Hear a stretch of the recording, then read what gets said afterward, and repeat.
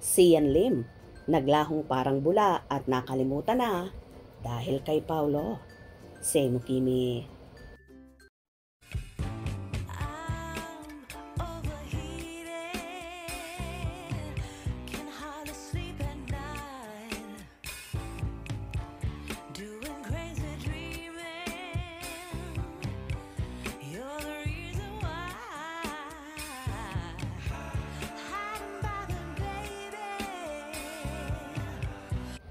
Very inspiring naman ang balita na maganda ang kinita ng tandem ni na Kim Chiu at Paolo Avellino.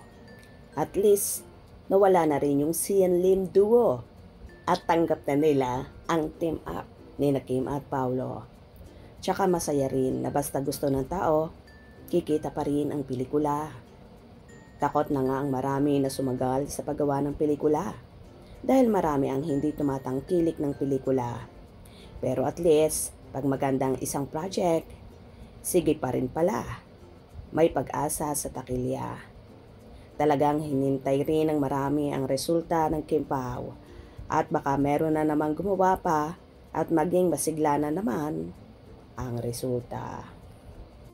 Well, kung noon ay mainit na pinag-uusapan ang naging breakup ng long-time boyfriend-girlfriend na sina Kim Chiu at Sian Lim, ngayon nga ay parang bulang naglaho na ang issue dahil nga natampunan na kay Paolo Avellino.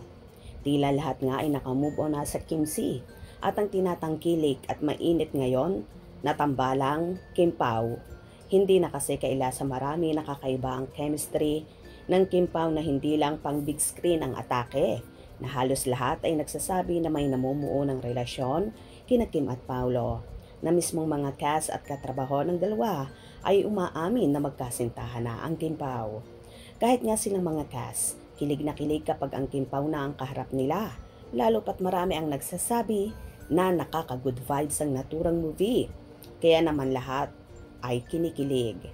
Naloka rin ang mga tao sa kapatid mismo ni Paolo Avellino nang galing na si Angela Avellino na si Jolo daw at Paolo ay may similarities sa totoong buhay.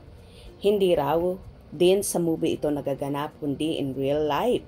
Din daw ay nakakakilig ang Kim Pao.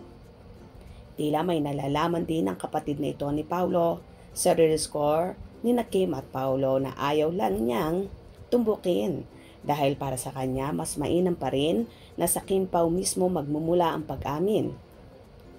Ang mga BFF naman ni Kimi na sina Bella at Angge, palaisipan ang sinasabing friends lang daw sila, kung saan nang ma-interview ng reporter ng ABS-CBN na si MJ Felipe ay panay ang halakhak ni Bella at Angge.